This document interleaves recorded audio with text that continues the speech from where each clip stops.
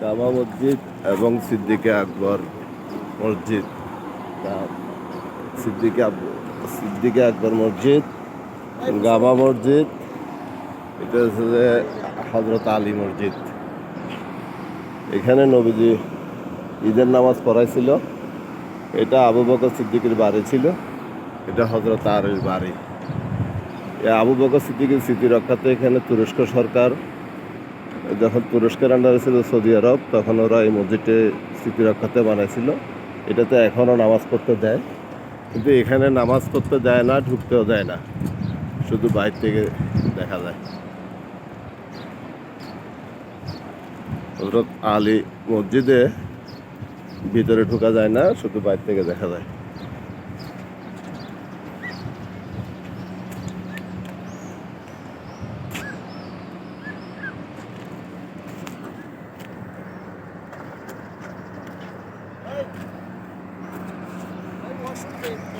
জাহাঙ্গীর ভাই, কি অবস্থা, কেমন আছেন? আলহামদুলিল্লাহ। আসসালামু আলাইকুম রহমতুল্লাহ।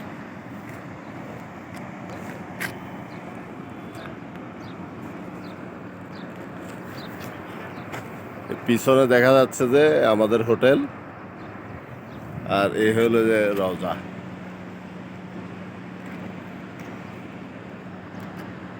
আমরা এখন মাগরিবের নামাজ পড়তে যাব। আসসালামু আলাইকুম।